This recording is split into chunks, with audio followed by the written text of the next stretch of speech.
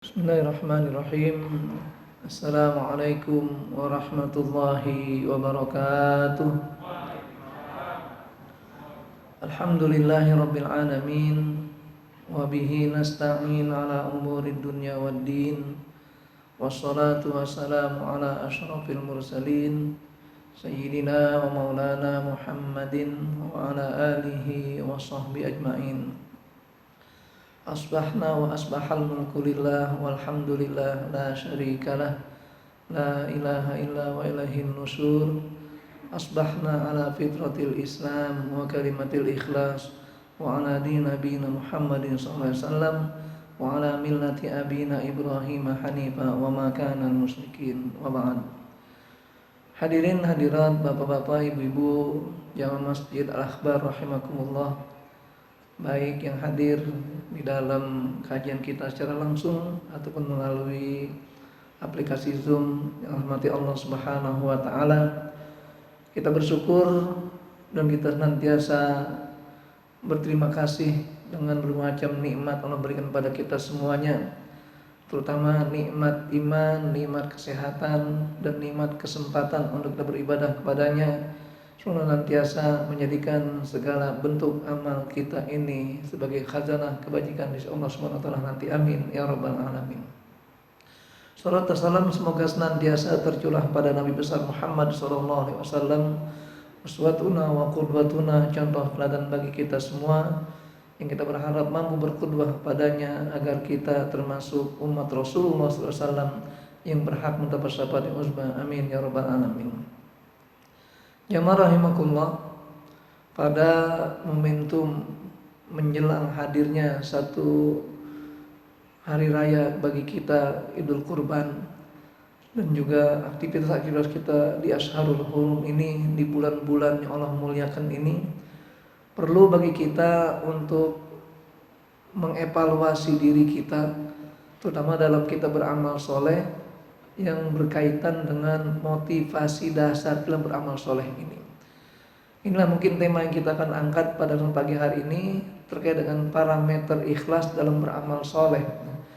Kenapa demikian? Karena tidak semua amal soleh yang kita lakukan di dunia ini motivasinya, niatnya sama. Contoh, datangnya kita ke majlis ini, di masjid ini belum tentu sama semua nilainya. Kenapa tidak sama? Karena tergantung niatnya, tergantung dasar yang mendorong dia untuk hadir dan menjalankan ibadah pada Allah Subhanahu wa taala itu. Nah, di mana niat tersebut ini syarat dengan ketentuan ikhlas dari Allah Subhanahu wa taala kepada kita semua, sehingga melahirkan pengorbanan hakiki di dalam rangka kita membangun semangat beribadah pada Allah Subhanahu wa taala ini. Ada sebuah ungkapan menarik dari seorang ulama mengatakan, kullama zadal ikhlas zadatit tadhiyah. Setiap kali bertambah nilai keikhlasan kita, setiap kali itu pula akan bertambah pengorbanan kita. Jadi orang ketika beriman ini harus diuji imannya dengan pengorbanannya. Kayak sekarang contohnya, sholat subuh berjamaah, apalagi di era seperti ini, di mana ada beberapa masjid yang tidak menyelenggarakan sholat berjamaah. Ini ujian bagi kita. Kalau dasarnya sholat berjamaah cuma hanya ikut meramaikan saja atau nyari tren saja, maka otomatis nilainya hanya sampai di situ. Tetapi kalau kita dasarnya ikhlas karena Allah SWT, mengikuti aturan yang ada, maka terjadi kelipatan-kelipatan pahala. Seringkali saya sampaikan tentang bagaimana cara kita dalam beramal soleh. Kita harus biasakan amal soleh dengan niat dari awal. Jadi kayak mau sholat subuh, sudah bangun dari jam 4, setengah 4 ataupun jam setengah 5, udah lewat ya. Kemudian dia siap-siap untuk sholat subuh, dari rumah sudah berangkat. Kenapa? Niat sholat subuh berjamaah. Sehingga matematikanya mengatakan dalam amal soleh itu 1 kali 2 kali 10 kali 7 kali 100. Jadi 1 kali saja kita mengerjakan amal soleh dengan motivasi seperti ini, dengan berhitung matematika seperti ini, maka kita setiap kali beramal soleh dapat menggondol pahala yang kurang lebih 14.000 kebajikan dari Allah. Kira-kira pulang kaya nggak? Selesai kaya nggak? Kaya pahala. Makanya kalau ingin beribadah seperti ini, jangan lupa bawa karung kosong dari rumah. Untuk apa? Gendol pahala, karena begitu besar nilainya dari Allah Subhanahu wa taala. Ini terkait dengan bagaimana cara mengukur parameter keikhlasan dalam beramal soleh itu. Dan yang kedua, motivasinya di dalam amal soleh kita ini ada dua hal. Ada amal soleh yang bersifat mahdoh, ada amal soleh yang bersifat muamalah.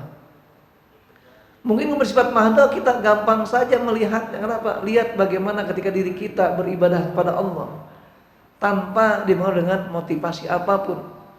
Tetapi yang seringkali terjadi permasalahan ketika amal soleh menyangkut masalah-masalah muamalat. Kenapa? Sedikit banyaknya pasti ada pujian atau ada cemooh dari orang lain. Contohnya kita nolong orang di jalanan yang sedang tersesat. Apalagi yang tersesat seorang wanita, bagi laki-laki kan gitu. Nah, motivasinya apa? Melihat orang layar bolak-balik perempuan gitu ya, 2 orang, mau sendirian 2 orang gitu ya. Ditanya, maaf mbak, mau kemana gitu. Nah, dia kan mengarahkan. Kira-kira ada motif apa di situ? Inilah terkait dengan niatnya. Ini kita katakan makanya dalam beramal soleh yang bersifat muamalah rentan dengan 2 hal. Pertama pujian, kedua cemooh dari orang lain. Nah, maka kita lihat bagaimana dasarnya memahami keikhlasan ini. Apa sih ikhlas itu? Di dalam bahasa Arab, ikhlas itu artinya bersih atau murni. Kenapa bersih atau murni? Karena dikatakan dalam sebuah definisi dalam bahasa Arab dikatakan waqila al-ikhlas dawamul muraqabah wa nisyanul huzur kulliha. Yang namanya ikhlas adalah merasa dipantau terus oleh Allah SWT dan berupaya untuk melupakan motivasi pujian-pujian dari siapapun. Jangan pikirin masalah pahala atau imbalannya. Ini ikhlas. Tujuannya apa? Liyak mulal amal. Agar amal kita, perbuatan kita bersifat sempurna.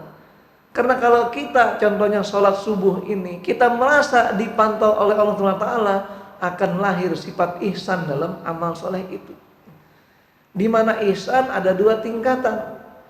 Yang pertama, kalau kita berbuat ibadah kepada Allah SWT atau ibadah, maka kita seolah-olah yakin bisa melihat Allah dalam diri kita. Kalaupun tidak mampu, kata Rasulullah, yakinlah Allah pasti akan melihat kita. Ini namanya dawamul muraqabah.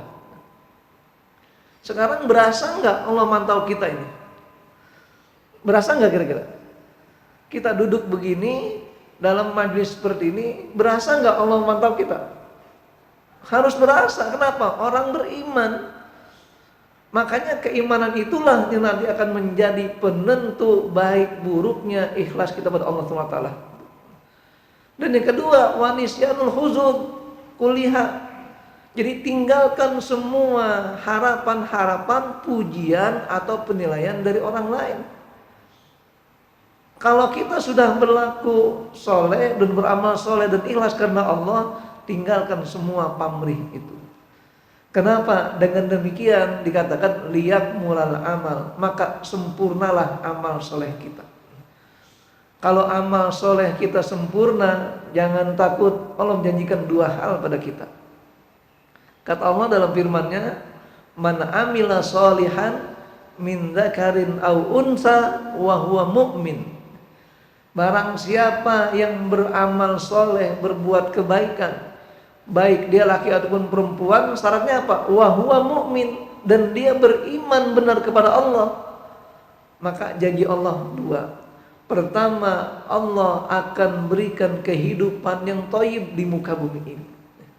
Hidup yang baik. Walaupun kaya, kalau berkah enak. Nah, itu hidup yang thayyib namanya. Ya, walaupun kaya asal berkah enak, udah badannya sehat, istrinya soleha, anaknya soleha semua, tetangganya aman semuanya, rumahnya gede, hidup seadanya, apa aja ada, berkah. Itulah kehidupan thayyibah namanya. Kenapa? Karena yang namanya hidup thayyibah itu hatinya lapang, rumahnya luas, hidupnya baik. Hubungan keluarga baik juga. Inilah kita katakan janji Allah, hayatan thayyibah. Yang kedua, wala najziyannahum ajrahum bi ahsani ma kanu ya'malun. Allah akan berikan balasan di akhirat nanti dengan pahala, dengan imbalan yang lebih besar dari sekedar amal kita di dunia ini. Maka tadi argonya berlaku kelipatan matematika amal soleh itu. 1 kali 2 sudah 2, kali 10 20, kali 7 140, kali 100 14.000. Apa itu 1? Niat. Makanya biasakan dengan niat beramal itu. Bahkan kalau perlu ketika ingin sholat subuh di Masjid Al-Akbar ini, dari maghrib sudah niat. Pulang dari maghrib, pokoknya saya harus datang subuh juga nanti. Nanti isya niat lagi. Mau tidur niat, ya Allah bangunkan saya nanti. Jam berapa biasanya? Ya jam 3:30 lah gitu. Biar sempat tahajud dulu. Bukan jam 5:30. Itu udah pulang nanti. Kita niat, maka kita laksanakan, dapat 2 kelipatannya. Pahalanya 10. Kenapa? Karena al-hasanatu bi asri amsalihha. Dan seterusnya seperti itu. Akhirnya Pak, sempurna iman kita gara-gara ikhlas dalam beribadah pada Allah SWT. Sehingga Pak, ikhlas adalah sifat yang menerangkan tentang amal seseorang sebagai motivasinya.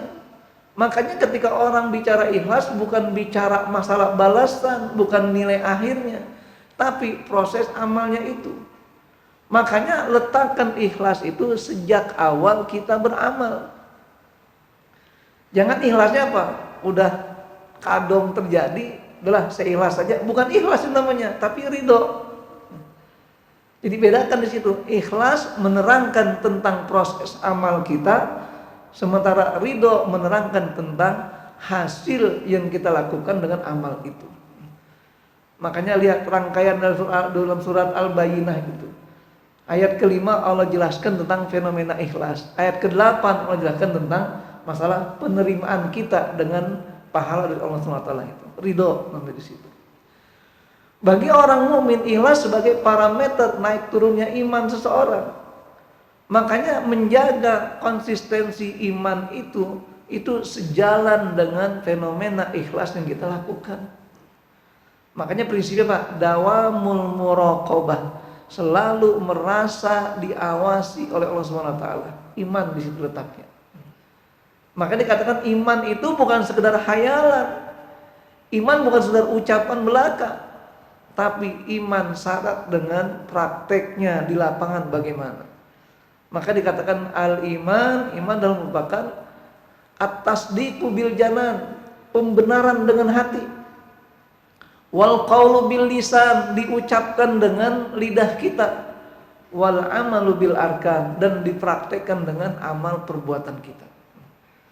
Berapa banyak orang imannya cuma sebatas lidahnya saja, cuma sebatas kata-katanya saja, dan sekarang sudah banyak di kita ngaku beriman, sering-sering berkuar-kuar dengan keimanan, tapi amalnya merupakan lawan daripada perbuatan iman tersebut. Ini berarti imannya sedang banyak masalah. Nah, ketika kita sebagai seorang mukmin, ikhlasnya akan menjadi parameter iman kita itu. Kalau kita setiap melakukan amal soleh dengan penuh keikhlasan, iman kita naik terus. Minimal stabil. Jangan sampai turun mulu. Apalagi sekarang lagi musim banyak tanjakan, turunan yang gak ada batasnya. Kenapa? Karena orang gak punya rem lagi sekarang. Merasa bebas, aman, tentram, jalan terus begitu. Tidak mau mendengar nasihat. Makanya ketika kita beramal soleh sebagai seorang mukmin yang syarat dengan makhluk sosial, agar iman kita stabil ataupun naik terus, harus ada kata-kata tawasau bil haq tawasau bis sabr. Saling kita menasehati, saling menegur, saling menyapa. Inilah kita katakan iman bagi orang mukmin sebagai parameter naik turunnya ikhlas sebagai parameter naik turunnya iman itu. Yang berikutnya, adapun bagi Nabi beda dengan kita, ikhlas sebagai kepastian kebenaran wahyu Allah kepadanya. Kenapa? Karena Nabi makhluk pilihan dari Allah. Sehingga Nabi Muhammad mengatakan ana Muhammad ibnu Abdullah wa ana Mustofal Akhyar. Saya adalah Muhammad bin Abdullah dan saya adalah the best of the best. Maksudnya apa? Yang dipilih dari makhluk Allah yang terpilih. Sehingga apa? Keimanan seorang nabi dalam ikhlasnya bagaimana memastikan ini wahyu Allah beneran. Makanya ketika para nabi dapat wahyu bukan lewat berita-berita hoax. Contoh, Nabi Muhammad SAW dapat wahyu dari Allah, langsung masuk dalam hati beliau.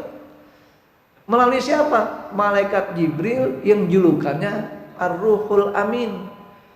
Jadi ruh malaikat yang sangat dipercaya. Makanya Jibril sekali-kali tidak pernah salah alamat. Apalagi salah orang, salah wahyu, nggak pernah.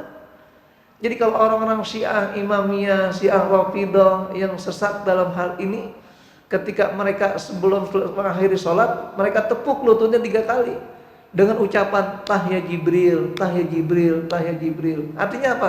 Salah alamat ente Jibril. Kok Jibril salah alamat? Nah, gitulah kita katakan kenapa? Karena tidak yakin dengan kepastian wahyu Allah ini. Dan ia juga sebagai bentuk kesempurnaan pahala dalam setiap ibadah, ikhlas itu. Makanya kalau kita ingin memastikan bagaimana biar pahala itu besar dan berlipat ganda, itu kelipatannya sampai 100 kali lipat, bahkan 700 kali lipat jika menghubungkan dengan harta kita. Makanya tadi keterangan matematika amal tadi kita katakan 1, 2, 10 itu amal-amal jasadi saja. 7 dan 100 itu sebagai imbalan dari harta yang dinafkahkan di jalan Allah SWT. Kalau kita beribadah, kita bawa harta kita nafkahkan, terjadi kelipatan 7-nya tadi gitu.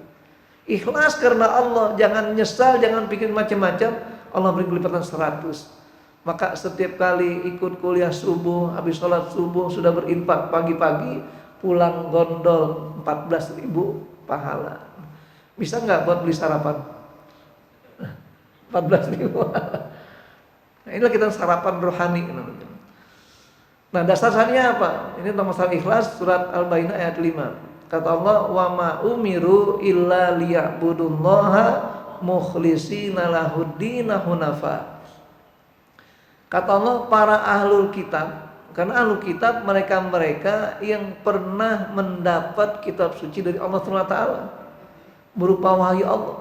Walaupun kita katakan saat ini selain Al-Quran tidak ada yang asli, tidak ada yang pasti ayatnya. Kenapa? Dirubah-rubah. Baik itu Injil, Taurat, Zabur dan seterusnya. Hanya Al-Quran dapat jaminan dari Allah. Makanya kata Allah, inna nahnu nazzalna dzikra wa inna lahu lahafidun. Jaminan dari Allah, garansi dari Allah langsung. Makanya Allah jelaskan situ, wa ma umiru, tidak diperintahkan mereka para kitab itu illa liya'budullaha mukhlisin, kecuali agar mereka menyembah Allah dengan penuh keikhlasan lahu kepada Allah SWT, ad-dina hunafa, tapi mengikuti tuntunan ajaran agama yang hanif. Jadi fenomena ikhlas dalam hidup kita ini, perbaiki dulu cara amalnya. Jangan ketika orang niat ikhlas cuma sekedar niat saja, tapi amalnya tidak diperbaiki. Umpamanya nolong orang mencuri, saya ikhlas karena Allah, ya kan? Memberikan fasilitas orang untuk korupsi, niat ikhlas karena Allah, benar nggak? Mabok-mabokan, ikhlas karena Allah, gitu kan? Kemudian ketika ada kezaliman lakukan, dia sadar tapi ikhlas karena Allah, bukan begitu. Jadi ikut dulu kata ad-din an hunafa ini, ikuti agama yang hanif. Nah diantaranya kata Allah, wa yuqimus sholat wa yutuz zakat. Dia harus membangun komunikasi secara vertikal kepada Allah dengan sholat, dan secara horizontal kepada manusia dengan zakat. Makanya kebaikan hidup manusia ini harus terpadu begini.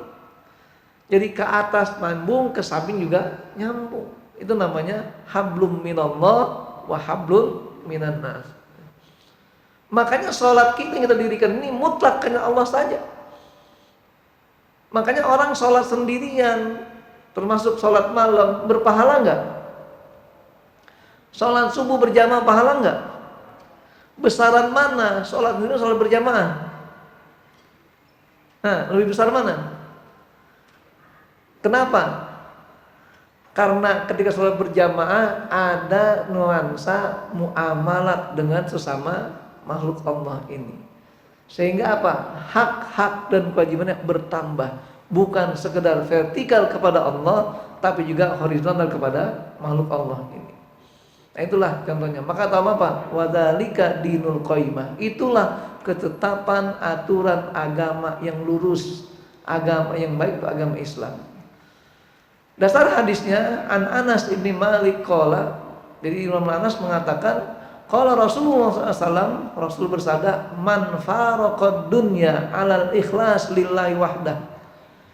Kata Rasulullah, barang siapa yang meninggalkan dunia dalam kondisi ikhlas karena Allah semata, wa ibadatihi la syarikalah, dan ibadahnya tidak sekutu, tidak menyekutukan Allah SWT, wa iqamis shalah, menegakkan salat, wa itai zakat, menunaikan zakat, mata wallahu anhu radin. Ketika dia mati saat itu, Allah ridho dengan orang tersebut. Makanya kata-kata husnul khotimah itu yang paling benar dan paling baik adalah ketika kita mati dalam keadaan ikhlas karena Allah. Kira-kira Bapak Ibu sekalian, kalau ditakdirkan habis ngaji meninggal, ikhlas nggak? Atau protes? Apa artinya ikhlas? Berupaya untuk mendudukan hati ini sebagai parameter iman kita. Makanya ketika musibah menimpa kita, kembalikan kepada Allah semuanya. Kita hanya berikhtiar, berusaha saja. Tapi jangan sampai dengan ikhtiar berlebihan, ditutup semua kegiatan masjid. Ya kan sekarang muncul edaran itu dari pemerintah DKI atau pemerintah pusat agar meniadakan sholat Jumat. Makanya kemarin banyak menumpuk di satu masjid. Bahkan bikin peraturan khutbah jangan lebih dari 10 menit. Muqaddimah doang. Jadi ada teman itu ustadz ketika khutbah baru 7 menit kasih gini. Lalu kalau 7 menit, 10 menit ngomong-ngomong apa gitu. Jadi kenapa? Karena mereka di pasar berjam-jam, di tempat keramaian jam-jam, tapi di masjid nggak boleh lebih dari 15 menit. Kan masalah juga di situ. Kenapa? Iman diuji sama Allah SWT itu. Maka di situ apa? Ketika kita meninggal dalam keadaan ikhlas, Allah akan ridho dengan amal kita itu. An Ibnu Umar an Nabi sallallahu alaihi wasallam, hadis kedua dari Ibnu Umar dikatakan fima yahkihi an rabbihi, di mana Rasulullah mengisahkan tentang firman Allah SWT. Qala Allah, ayyuma abdin min ibadi, siapapun dari hambaku ini kharaja mujahidan fi sabilillah, dia keluar dari rumahnya untuk berjuang di jalan Allah, ibtigha amardati, hanya semata mengharap ridhoku saja, kata Allah, dhamintu lahu an urji'ahu in arja'tuhu bima asaba min ajrin aw ghanimatin, maka aku jamin orang tersebut jika aku kembalikan lagi untuk hidup bersama orang lain di masyarakat, aku berikan pahala dan ghanimah yang besar baginya. Jaminan Allah. Kemudian kata Allah, wa in qabattuhu, kalau dia aku matikan syahid di dalam Allah, ghafartu lahu wa rahimtuhu, saya sudah ampuni dosanya dan aku rahmati orang tersebut. Jaminan. Kenapa? Ikhlas karena Allah. Ibtigha'an mardatillah. Coba apa yang kurang kalau kita ikhlas beramal? Enggak ada. Sempurna liyakmulal amal, agar sempurna amal perbuatan kita ini. Karena kalau kita amal sempurna walaupun banyak enak, Ya. Kalau amal kita sempurna walaupun banyak, enak. Sholat tahajud genap 8 rakaat tiap malam. Witirnya berapa? 3, 11. Tambah lagi sebelumnya sholat hajat, sholat taubah macam-macam. Pokoknya dari jam 3 bangun sampai menjelang subuh baru selesai. Tambah lagi sunat fajar. Sempurna. Tiap malam dia kerjakan. Niat ikhlas karena Allah. Ini namanya banyak dan ikhlas. Kalau nggak mampu banyak, ya minimal tiap malam 2 rakaat tahajudnya, witirnya 3 rakaat, nanti tambah sunat fajarnya. Sehingga apa? Itu pun bagian dari bagaimana cara kita memuraqabah Allah SWT itu. Nah, apa contoh keikhlasan bagi para nabi ini? Tadi saya bedakan ikhlasnya nabi itu beda dengan kita. Kalau kita ikhlas itu sebagai parameter iman kita untuk menambah kualitas iman tersebut dan hakikat amal kita itu. Bagi para nabi, keikhlasan itu merupakan pembenaran terhadap wahyu Allah dalam hidupnya. Lihat kasus Nabi Ibrahim alaihissalam. Keikhlasan Nabi Ibrahim alaihissalam saat menerima perintah untuk menyembelih putranya. Kenapa beliau ikhlas dengan ini? Karena yakin itu perintah Allah yang benar walaupun lewat mimpi. Karena mimpinya para nabi itu pasti. Kalau mimpi kita kesemsem, kayak saya mungkin 2 minggu yang lalu gitu. Jadi kesemsem melihat ada mobil atau teman itu, ya Fortuner cakep banget modelnya gitu. Karena dikasih macam-macam namanya. Akhirnya apa? Besok malamnya ngimpi. Kok Fortuner masuk ke rumah, cuman saya nggak masuk ke garasi saya, kan nggak jadi saya. Nah, itu kan kenapa? Kesemsem kalau kita mimpinya. Tapi kalau Nabi mimpinya ru'yatul haq. Jadi penglihatan dan mimpi yang sebenarnya Allah SWT. Makanya Ibrahim menerima mimpi itu. Dan ridhonya Nabi Ibrahim, beliau karena yakin dengan hidup ini syarat dengan ujian dan cobaan. Makanya iman beliau diuji. Padahal Nabi Ismail adalah putra yang sangat beliau sayangi. Puluhan tahun nggak punya anak. Sehingga apa? Nikah dengan Siti Hajar dan dapat anak, maka disanjung-sanjung, dipuji-puji, walaupun mau nggak mau harus diasingkan dulu. Maka diletakkanlah Ismail di sebuah telaga atau sebuah wadi yang tandus di Mekah saat itu. Sehingga dari gesekan-gesekan kaki Ismail lahirlah, muncullah air Zamzam, mata air Zamzam itu. Ini kita lihat bagaimana keikhlasan seorang Nabi Ibrahim. Begitu pula Ismail sebagai objek perintah yang ia yakini itu pasti dari Allah SWT, menerima hal itu dengan kata-kata, hai ayahku, laksanakanlah apa yang Allah perintahkan kepadamu. Sehingga beliau ridho dengan sifat sabarnya menerima tantangan dan musibah ini. Makanya Allah kisahkan dalam firman-Nya, falamma balagha ma'ahu sa'ya qala ya bunayya inni ara fil manam anni azbahuk. Ketika Ismail sudah masuk usia puber, artinya usia sudah menjelang remaja, sekitar 12 tahunan. Akhirnya apa? Ibrahim berkata kepada Ismail, ya bunaya, hai anakku, inni ara fil manam anni azbahuk. Saya mimpi dalam tidurku, aku harus menyembelih engkau. Coba bayangkan, orang tua ngomong anaknya harus menyembelih engkau. Apa kata Ibrahim? Fanzur madza taro. Karena Ismail itu dianggap berpikir sudah mulai namanya dewasa atau menjelang dewasa, artinya sudah pandai berpikir. Ibrahim ngajak dialog.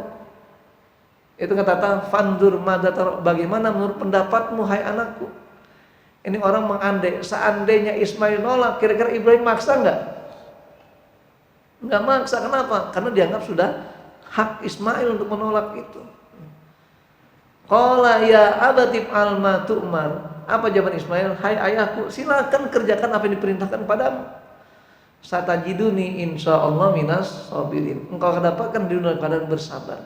Itulah terpadunya antara ikhlas dengan ridho kepada Allah SWT. Ini contoh keikhlasan seorang nabi. Beda dengan kita sebagai manusia biasa. Maka parameter ikhlas pertama, karena ikhlas adalah amal qalbiyah. Makanya ikhlas itu tidak tertera di dalam surat Al-Ikhlas. Kata ikhlas itu nggak ada. Ada nggak? Coba ada yang hafal Al-Ikhlas? Ada kata ikhlas? Enggak ada. Tapi ada apa? Tentang wahdaniyatillah, keesaan Allah semua di situ. Qul huwallahu ahad, Allahus samad, lam yalid walam yulad walam yakul lahu kufuwan. Enggak ada kata ikhlas. Kenapa? Ikhlas di dalam hati kita sesungguhnya. Maka ukurannya kebenaran iman yang telah terpatri dalam hati kita tadi. Maka dikatakan at-tasdiqu bil janan, pembenaran dengan hati kita ini. Wal qaulu bil lisan, diucapkan dengan lidah. Kenapa dengan ucapan lidah? Ada semacam janji kepada Allah Subhanahu wa taala. Makanya orang kafir yang masuk Islam harus dipersyahadatkan. Tujuannya apa? Untuk menyatakan dirinya sebagai orang yang sudah mengimani Allah dengan fenomena tauhid itu. Makanya kalimat tauhid diucapkan dengan fi'il mudhari yang sifatnya sekarang dan seterusnya. Jangan berhenti hanya 1-2 kali saja. Kita saja yang sudah bertauhid sejak awal ini masih ngulang-ulang kalimat tauhid. Syahadat itu berapa kali sehari minimal? Hah? Berapa kali minimal? 17 kali. Emang berapa tasyahud? 9 kali. Subuh tadi berapa kali? 1 kali, tasyahud aja. Nanti zuhur 2 kali, sudah 3. Kemudian asar 2 kali, 5. Maghrib 2 kali, 7. Isya 2 kali, 9. Minimal 9 kali syahadat. Itu yang cuma sholat fardu. Belum sholat sunnah, belum muazzinnya, belum iqomahnya. Begitulah seterusnya. Jadi diulang-ulang syahadat itu. Kenapa ini memang ketat dalam hati kita, harus diulang terus hal ini. Maka jika niat ikhlas itu benar karena Allah, maka semangat amal pun akan selalu ada selama ia yakin Allah Maha mengetahuinya. Kenapa? Sadar adanya dawam muraqabatullah. Merasa diawasi Allah Subhanahu wa taala terus hidupnya itu. Bukti keikhlasan itu akan dapat dilihatnya pada outputnya. Nah, buktinya bukan pada prakteknya. Lihat outputnya. Kira-kira kalau kita laksanakan sholat secara ikhlas, gimana hasilnya? Ini kita akan lihat nanti. Makanya kita katakan niat harus ditanam sejak awal mengerjakan sesuatu. Jangan sudah berakhir baru ikhlas. Umpamanya gini, ini dia sebenarnya niatnya mau bantu itu kampanye gitu ya. Ya kan kalau musim kampanye begitu. Nyumbang karpet ke masjid, nyumbang macam-macam. Pas nggak berhasil, udahlah saya ikhlas saja. Udah lewat. Niat awalnya, makanya ketika ikhlas diambil lagi, diminta, mana balikin lagi, gitu. Ada ya? Di mana? Di sana jauh itu, nggak di sini. Makanya ukuran ikhlas di sini akhirnya apa? Bertambahnya pengorbanan kita yang bersifat kontinu. Nah, makanya menjelang Idul Korban diuji sama Allah sejauh mana kesadaran iman dan ikhlas kita itu. Sehingga ini kata-katanya kullama zadal ikhlas zadatit tadhiyah. Setiap kali kadar ikhlas bertambah, setiap kali itu pula keikhlasan pengorbanan kita akan bertambah terus. Jadi kalau tahun lalu berkorban 1 ekor kambing, maka tahun ini 1 ekor sapi. Tahun depan 1 ekor onta. Saya punya jamaah itu di Sunda Kelapa. Jadi setiap tahun katanya 14 ekor sapi. Maklum, bos gitu ya. Cuman kadang-kadang kalau kita tawarkan sesuatu, dia sudah punya kapling-kaplingnya di sini. Jadi setiap tahun dikirimnya langsung. Ini kenapa? Harus meningkatkan itu. Kemudian dan ikhlas itu harus sudah ada sejak mengawali suatu amal soleh itu. Sudah muncul, makanya biasakan ngapain aja ingat Allah dulu. Mau makan ingat Allah. Tadi baca bismillah enggak? Alhamdulillah, ingat Allah, ikhlas berarti. Nanti pulangnya lihat outputnya, kenyang enggak? Nah, kalau kenyang, gara-gara ikhlas saya kenyang, walaupun makannya cuma 4 lontong aja. Nah itu kenapa? Ikhlas di awal dengan niat karena Allah SWT. Makanya kita mau keluar rumah, ingat sama Allah. Bismillahi, tawakal ke Allah. Udah tawakal pada Allah, nggak usah takut macam-macam. Bertawakal pada Allah. Makanya siap amal itu harus dengan niat di awal. Nah ini realita ikhlas dalam beramal. Kita bagi 2, ada ibadah mahdo, ada muamalah di sini. Dalam ibadah mahdo, apa yang kita lakukan untuk menggambarkan ikhlas kita? Pertama, mengetahui dulu syarat dan rukun ibadah yang baik. Sholat contohnya, kita tahu syaratnya berapa, rukunnya gimana.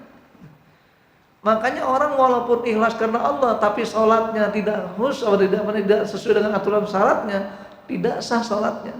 Umpama dia bismillah sudah lihat karena Allah soal ibadah sholatnya, pokoknya ikhlas betul. Ternyata apa? Pakai pakaian yang bernajis, tempat sholatnya penuh dengan najis, bahkan tidak ngadep kiblat, asal-asalan. Mumpung semangat jam 11 sholat zuhur. Kenapa? Lagi semangat. Sah nggak sholatnya? Nggak, udah niat karena Allah, ikhlas. Bukan itu. Perbaiki dulu syarat rukunnya, baru niatkan ikhlas karena Allah itu. Ini dalam sholat. Dalam puasa, syarat dan wajibnya harus dipahami juga. Kapan wajibnya puasa itu? Minimal ada 5. Pertama dia muslim, kemudian dia akil, kemudian balik, kemudian masuk bulan Ramadan, dia melihat bulan, dan kemudian dia tahu, sadar dalam ibadahnya itu. Nah kalau dia nggak tahu, nggak jadi wajib bagi dia. Makanya orang gila, ada yang stres nggak wajib puasa Ramadan. Lewat bulan Ramadan nggak wajib puasa Ramadan, lewat belum masuk nggak wajib puasa Ramadan karena belum masuk.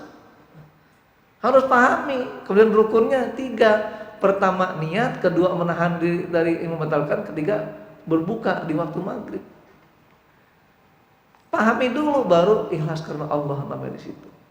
Ini terkait dengan perihal mengetahui syarat dan rukunnya. Begitu masalah zakat, masalah haji dan seterusnya. Dan yang berikutnya mengetahui mana yang wajib dan mana yang sunnah. Makanya ketika ibadah sholat contohnya ada yang wajib ada yang sunnah. Duduk tasyahud awal wajib atau sunnah? Duduk tasyahud awal wajib atau sunnah? Sunnah. Jangan sampai kita ketika sudah berdiri rakaat kedua gitu ya, kemudian lupa, akhirnya apa? Udah baca Fatihah duduk lagi, oh iya saya lupa tasyahud. Ini namanya nggak paham mana yang wajib mana yang sunnah. Apalagi seorang imam gitu. Imam lupa rakaat kedua mestinya duduk, dia berdiri kan duduknya sunnah begitu dia itu. Ternyata udah baca Fatihah, makmum tanbih, subhanallah, subhanallah, kasih isyarat dari belakang dengan tangan, berdiri. Makmum jangan rewel gitu ya. Ini imam ini malah nggak mau taat sama imam, padahal makmum harus taat sama imam. Ikuti imam apa yang dikerjakan oleh imam, selama itu imam belum salam. Kalau imam sudah salam, boleh nggak taat sama imam. Umpamanya imam salam, assalamualaikum warahmatullah, kena makmum kebelet langsung assalamualaikum kabur, nggak apa-apa, sah sholat berjamaahnya. Tapi kalau imam belum salam masih tasyahud, dia salam duluan, mufaraqah, selesai dia sholat berjamaahnya hilang. Itulah ketaatan. Maka tahu dengan mana yang wajib, mana yang sunnah. Ini dalam mahdohnya seperti itu. Dalam muamalahnya lain lagi, dalam muamalah mengenal hakikat amal soleh itu yang mana. Contoh menolong orang, amal soleh bukan. Amal soleh bukan, tapi untuk mencuri. Nolong orang untuk mencuri, soleh enggak? Oh berarti ini enggak soleh. Kenapa? Karena ada sifat-sifat pelanggaran di situ.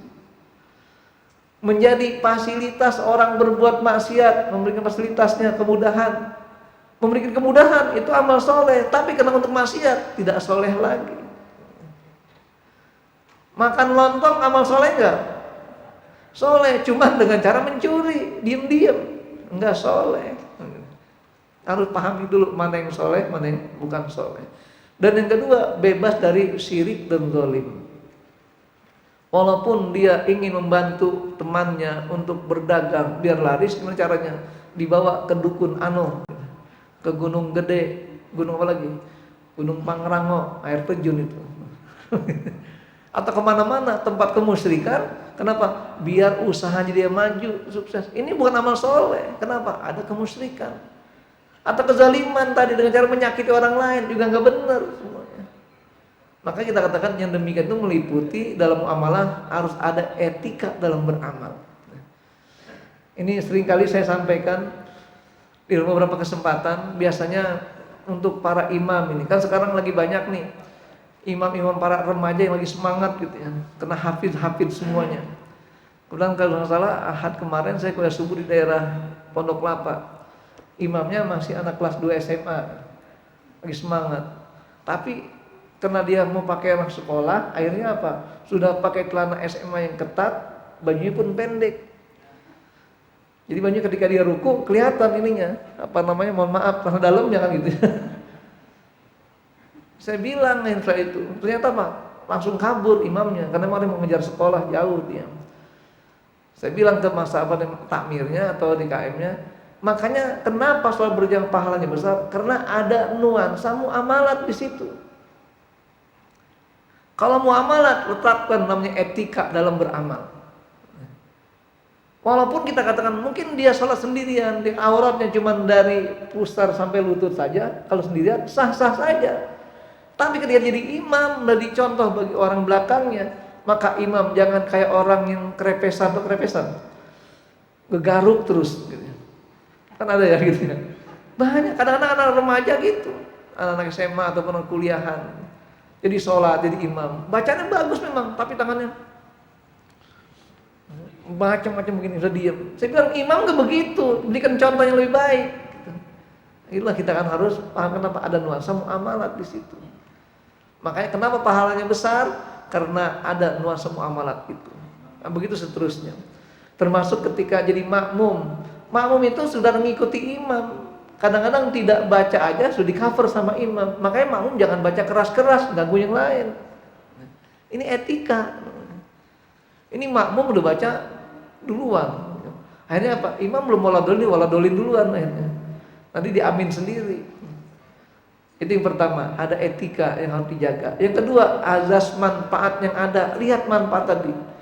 Ketika kita menolong orang, lihat manfaatnya, jangan-jangan memberikan darurat pada dia. Kalau manfaat silakan kerjakan, maka ukur manfaat sejauh mana. Kemudian tidak kagum dengan pujian dan tidak lemah karena ejekan. Ini untuk membangun kesolehan ikhlas dalam amal muamalat. Orang puji silakan, orang hina silakan, orang cemooh silakan. Yang penting tadi amalnya baik, soleh, niatnya karena Allah. Jangan terpengaruh. Dan kemudian meningkatkan selalu kualitas dan kuantitas amal tersebut. Jangan cukup dengan sekali amal soleh, terus tingkatkan kuantitasnya, termasuk kualitas amalnya tingkatkan juga. Jangan hanya berinfak cuma sekali saja seminggu, Jumat doang. Tingkatkan, sudah tiap hari, habis subuh, habis apalagi zuhur, habis asar, habis maghrib, silakan. Nah, tambah kualitasnya, karena iman itu digambarkan dengan warna uang. Ya, jadi warna iman gimana? Sesuai dengan warna uang. Ada yang warna abu-abu, berapa duit? 2.000. Ada yang warna coklat, 5.000. Ada yang warna ungu, 10.000. Ada yang warna hijau, 20.000. Ada yang warna biru, 50.000. Ada yang warna merah. Nah, iman warna merah, mekar itu. Nah, gitu ukurannya. Jadi kualitasnya harus ditingkatkan juga. Nah, begitu seterusnya. Dan yang terakhir harus dibarengi dengan pengorbanan yang layak. Kenapa? Itulah bukti ikhlas kita karena Allah dalam beramal. Maka muamalat, kenapa kalau kita berkorban dianjurkan, disunahkan untuk cari binatang korban yang gemuk, yang besar, bukan hanya mahal aja, yang gemuk, yang besar dan baik, sehat. Nah, sekarang dimanfaatkan kata tukang dagang binatang korban. Pak, kalau berkorban cari yang paling mahal. Bukan paling mahal, yang paling baik gitu. Karena kadang-kadang paling mahal dijualnya doang mahal, padahal kualitasnya udah sakit-sakitan macam-macam. Jadi gitulah jamaah rahimakumullah, mengukur parameter ikhlas dalam hidup kita terpadu antara ibadah muamalah dan ibadah mahdoh, harus disatukan semuanya. Sehingga dengan demikian kita tahu kadar iman kita, kita tahu kadar kualitas ikhlas kita. Kenapa? Dengan pengorbanan yang kita serahkan untuk membarengi amal soleh kita itu. Wallahu a'lam bishawab.